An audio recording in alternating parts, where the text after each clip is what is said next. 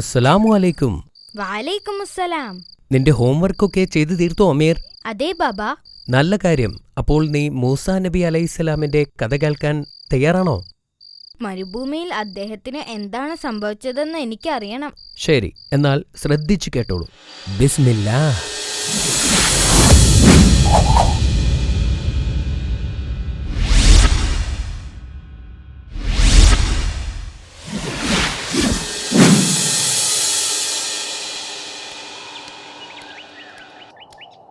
മൂസാ നബി അലൈഹിസ്സലാം മരുഭൂമിയിൽ ദിവസങ്ങളോളം അലഞ്ഞു തിരിഞ്ഞു.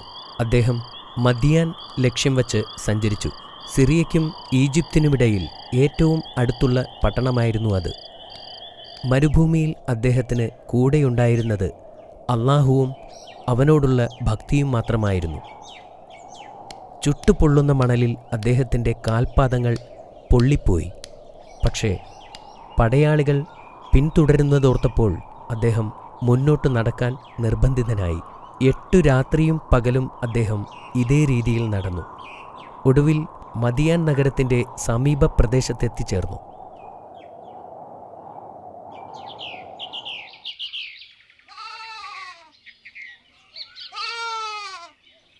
കുറേ ദൂരം നടന്നതിന് ശേഷം നഗരത്തിന് പുറത്തായി ഒരു നീരുറവയുടെ അടുത്തെത്തി. അവിടെ എത്തിയ ഉടൻ തന്നെ അദ്ദേഹം ഒരു മരത്തിൻ്റെ കീഴിലായി വിശ്രമിച്ചു.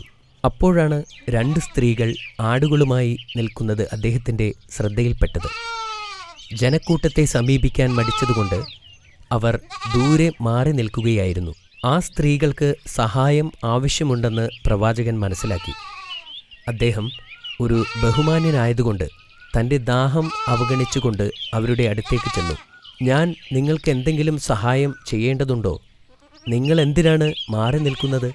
അദ്ദേഹം അവരോട് ചോദിച്ചു. അപ്പോൾ മുതിർന്ന സഹോദരി ഇങ്ങനെ മറുപടി പറഞ്ഞു. പുരുഷന്മാർ ആടുകൾക്ക് വെള്ളം കൊടുത്ത് തീരുന്നതുവരെ ഞങ്ങൾ കാത്തിരിക്കുകയാണ്. നിങ്ങൾ എന്തിനാണ് കാത്തു നിൽക്കുന്നത്? അദ്ദേഹം വീണ്ടും ചോദിച്ചു. ഞങ്ങൾ നിസ്സഹായരാണ്, അവർ പറഞ്ഞു. ഞങ്ങളുടെ പിതാവ് വളരെ പ്രായമായവനും ഈ ജനക്കൂട്ടത്തെ നേരിടാൻ ശക്തിയില്ലാത്തവനുമാണ്. പിന്നെ ഞങ്ങളിപ്പോൾ അങ്ങോട്ട് പോയാൽ അവർ ഞങ്ങളെ പിടിച്ച് തള്ളാൻ ശ്രമിക്കും. അതുകൊണ്ട് അവർ വെള്ളം കൊടുത്ത് തീർന്നതിന് ശേഷമാണ് ഞങ്ങൾ മൃഗങ്ങൾക്ക് വെള്ളം കൊടുക്കുന്നത്, അവർ വിശദീകരിച്ചു.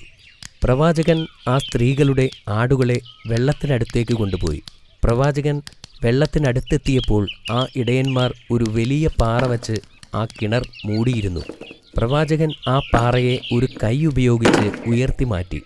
പ്രവാചകൻ കല്ലുയർത്തുന്നത് കണ്ടപ്പോൾ അവിടെ നിന്നിരുന്ന ജനങ്ങൾ അത്ഭുതപ്പെട്ടു. എന്നിട്ട് മൃഗങ്ങളെ വെള്ളം കുടിക്കാൻ അനുവദിച്ചു. പിന്നീട് അദ്ദേഹം തിരിച്ച് ആ മരത്തണലിലേക്ക് പോയിരുന്നു. അപ്പോഴാണ് അദ്ദേഹം താൻ വെള്ളം കുടിക്കാൻ മറന്നുവെന്ന് തിരിച്ചറിഞ്ഞത്. എൻ്റെ നാഥ, അദ്ദേഹം പ്രാർത്ഥിച്ചു, അങ്ങ് എനിക്ക് നൽകുന്ന പ്രതിഫലം എന്തായാലും അതിപ്പോൾ എനിക്ക് ആവശ്യമാണെന്ന് എനിക്ക് ഉറപ്പുണ്ട്. പതിവിലും നേരത്തെ തൻ്റെ മക്കൾ വീട്ടിലെത്തിയപ്പോൾ ആ പിതാവ് അത്ഭുതപ്പെട്ടു. തുടർന്ന് അവിടെ സംഭവിച്ചതെന്താണെന്നും അവർ നേരത്തെ വീട്ടിലെത്താനുള്ള കാരണവും ആ പെൺകുട്ടികൾ വിശദീകരിച്ചു. ഇത് കേട്ടപ്പോൾ അവരുടെ പിതാവ് അപരിചിതനോട് നന്ദി പറയാൻ ആഗ്രഹിച്ചു. അങ്ങനെ മൂസാ നബിയെ വീട്ടിലേക്ക് ക്ഷണിക്കാൻ അദ്ദേഹം തൻ്റെ പെൺമക്കളിൽ ഒരാളെ അയച്ചു. ഒരു മകൾ നബിയുടെ അടുത്ത് മടങ്ങിച്ചെന്ന്, എൻ്റെ പിതാവ് ഞങ്ങളുടെ ഭവനത്തിലേക്ക് നിങ്ങളെ ക്ഷണിക്കുന്നു എന്ന് പറഞ്ഞു. അദ്ദേഹം ക്ഷണം സ്വീകരിക്കുകയും ആ പെൺകുട്ടിയോടൊപ്പം അവളുടെ പിതാവിൻ്റെ അടുത്തേക്ക് പോവുകയും ചെയ്തു. അവർ വീട്ടിലെത്തിയപ്പോൾ നബി തന്നെ സ്വയം പരിചയപ്പെടുത്തുകയും അദ്ദേഹത്തിൻ്റെ ജീവിതകഥ അവരോട് പറയുകയും ചെയ്തു. പിന്നീട് അദ്ദേഹം ഈജിപ്തിൽ നിന്നും ഓടിപ്പോരാനുണ്ടായ കാര്യവും അവരോട് പറഞ്ഞു. അയ്യൂബ് നബി മൂസാ നബിയെ ആശ്വസിപ്പിച്ചുകൊണ്ട് പറഞ്ഞു, നിങ്ങൾ അക്രമികളിൽ നിന്നും രക്ഷപ്പെട്ടതിന് അള്ളാഹുവിനോട് നന്ദിയുള്ളവനായിരിക്കുക. ഇപ്പോൾ നിങ്ങൾ ആരെയും ഭയപ്പെടേണ്ടതില്ല. പ്രവാചകന്റെ സൗമ്യഭാവവും പെരുമാറ്റവും ആ പിതാവിനും മക്കൾക്കും ഇഷ്ടപ്പെട്ടു. കുറച്ചു ദിവസത്തേക്ക് അവരോടൊപ്പം താമസിക്കാൻ അവർ അദ്ദേഹത്തെ ക്ഷണിച്ചു. പ്രവാചകൻ വളരെ സന്തോഷത്തോടുകൂടി ആ ക്ഷണം സ്വീകരിക്കുകയും ചെയ്തു. മൂസാ നബി ഒരു വിശ്വാസയോഗ്യനാണെന്ന് ആ വീട്ടുകാർ തിരിച്ചറിഞ്ഞു. ഒരു ദിവസം വൃദ്ധനായ ആ പിതാവ് അദ്ദേഹത്തിൻ്റെ അടുത്തു ചെന്ന് പറഞ്ഞു, എൻ്റെ പെൺമക്കളിൽ ഒരാളെ താങ്കൾക്ക് വിവാഹം ചെയ്തു തരാൻ ഞാൻ ആഗ്രഹിക്കുന്നു. പ്രവാചകന് ഇത് കേട്ടപ്പോൾ സന്തോഷമായി. എന്നാൽ ഒരു വ്യവസ്ഥയിൽ അദ്ദേഹം പറഞ്ഞു, 8 വർഷക്കാലം എനിക്ക് വേണ്ടി പ്രവർത്തിക്കാൻ താങ്കൾ സമ്മതിക്കണം. പ്രവാചകൻ ആ അന്യദേശത്ത് ഒരു അപരിചിതനായിരുന്നു. തീർത്തും ഒറ്റപ്പെട്ടിരുന്ന അദ്ദേഹത്തിന് ആ പിതാവിൻ്റെ ആവശ്യം വളരെ ഉപകാരമായിരുന്നു. പ്രവാചകൻ അയ്യൂബ് നബിയുടെ മകളെ വിവാഹം കഴിക്കുകയും 10 വർഷക്കാലം അദ്ദേഹത്തിൻ്റെ മൃഗങ്ങളെ നോക്കി നടത്തുകയും ചെയ്തു. വർഷങ്ങൾ കടന്നുപോയി. അദ്ദേഹം താമസിക്കുന്നത് തൻ്റെ കുടുംബത്തിൽ നിന്നും തൻ്റെ ആളുകളിൽ നിന്നും വളരെ ദൂരെയായിരുന്നു. ഈ 10 വർഷക്കാലം പ്രവാചകനെ സംബന്ധിച്ചിടത്തോളം വളരെ പ്രധാനപ്പെട്ടതായിരുന്നു. വലിയ ഒരു തയ്യാറെടുപ്പിനുള്ള സമയമായിരുന്നു അത്. അദ്ദേഹം വാഗ്ദാനം ചെയ്തതുപോലെ മൂസാ നബി 10 വർഷത്തെ സേവനം പൂർത്തിയാക്കി. ഒരു ദിവസം പെട്ടെന്ന് അദ്ദേഹത്തിന് വീടിനെക്കുറിച്ചുള്ള ചിന്തകൾ മനസ്സിൽ വരാൻ തുടങ്ങി. തൻ്റെ കുടുംബത്തെക്കുറിച്ചും ഈജിപ്തിനെക്കുറിച്ചും അദ്ദേഹത്തിന് നഷ്ടബോധം തോന്നിത്തുടങ്ങി. ഈജിപ്തിലേക്ക് മടങ്ങിപ്പോകാൻ അദ്ദേഹം ആഗ്രഹിച്ചു. ആ രാത്രി പ്രവാചകൻ തൻ്റെ ഭാര്യയോട് പറഞ്ഞു, നാളെ നമ്മൾ ഈജിപ്തിലേക്ക് പോകും. അദ്ദേഹത്തിൻ്റെ ഭാര്യ സമ്മതിച്ചു. അവർ തങ്ങളുടെ സാധനങ്ങൾ എടുത്തുവെക്കാൻ തുടങ്ങി. മൂസാ നബി തൻ്റെ കുടുംബത്തോടൊപ്പം മദിയാൻ വിട്ടു മരുഭൂമിയിലൂടെ യാത്ര ചെയ്യാൻ തുടങ്ങി. ദിവസങ്ങളോളം യാത്ര ചെയ്തു. അവർ ഒടുവിൽ സീനായ് പർവ്വതത്തിനടുത്തെത്തി. നമുക്ക് വഴി തെറ്റിയതായി തോന്നുന്നു, പ്രവാചകൻ പറഞ്ഞു. പ്രവാചകൻ ആശയക്കുഴപ്പത്തിലായതിനാൽ ആ രാത്രിയിൽ അവിടെ തങ്ങാൻ അദ്ദേഹം തീരുമാനിച്ചു. അദ്ദേഹം തീ കത്തിക്കാൻ വിറകന്വേഷിച്ചു പോയി.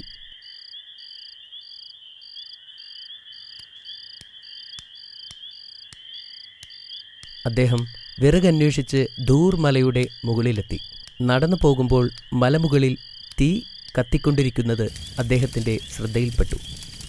മൂസാ നബി അലൈഹിസ്സലാം ആ തീയുടെ നേരെ നടന്നു. അപ്പോൾ അദ്ദേഹം ഒരു ശബ്ദം കേട്ടു. ഓ മൂസ, ഞാൻ പ്രപഞ്ചനാഥനായ അള്ളാഹുവാകുന്നു. ആ ശബ്ദം പറഞ്ഞു. അള്ളാഹു തന്നോട് സംസാരിക്കുകയാണെന്ന് പ്രവാചകന് ബോധ്യമായി. അദ്ദേഹം തീയുടെ അടുത്തേക്ക് നടന്നു. പിന്നീട് അള്ളാഹു അദ്ദേഹത്തോട് ആ പുണ്യഭൂമിയിൽ നിൽക്കുമ്പോൾ കാലിലെ ചെരുപ്പ് അഴിച്ചു മാറ്റുവാനായി ആവശ്യപ്പെട്ടു. ഒരു പ്രത്യേക ദൗത്യത്തിനായി അദ്ദേഹത്തെ തിരഞ്ഞെടുക്കപ്പെട്ടു എന്ന് അള്ളാഹു വെളിപ്പെടുത്തി.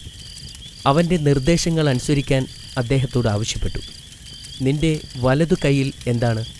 അള്ളാഹു ചോദിച്ചു. ഇതെൻ്റെ വടിയാണ്, പ്രവാചകൻ പറഞ്ഞു.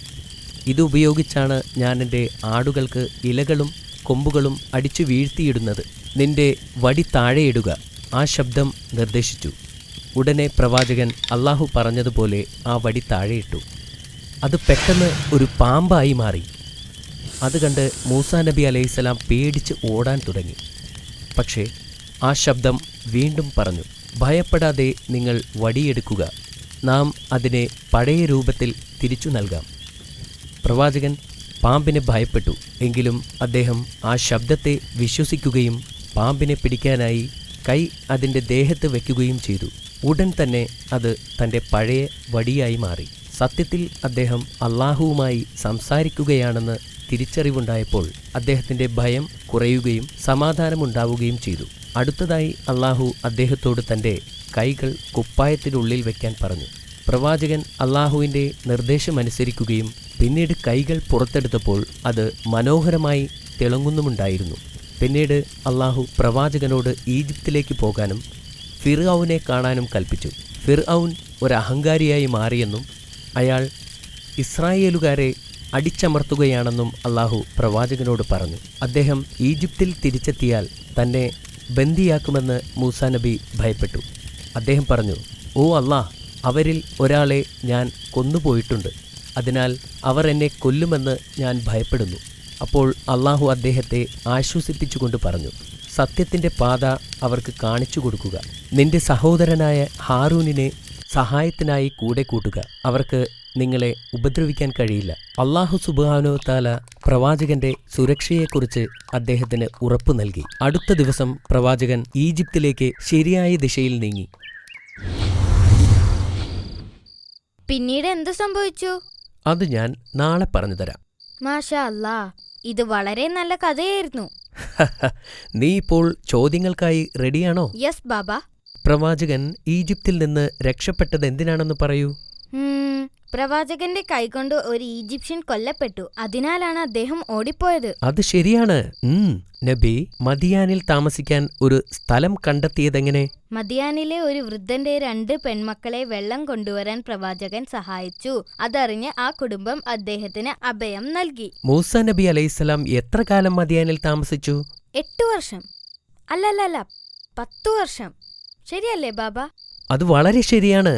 പ്രവാചകൻ കണ്ടെത്തിയ തീ കത്തിക്കൊണ്ടിരുന്ന മലയുടെ പേരെന്താണെന്ന് നിനക്കറിയാമോ? അത് ദൂർ പർവ്വതമല്ലേ? മാഷാ അല്ലാ, ഉത്തരങ്ങളെല്ലാം ശരിയാണ് മോനെ. നാളെ രാവിലെ നമുക്ക് വീണ്ടും കാണാം. Good night. ഗുഡ് നൈറ്റ് ബാബ.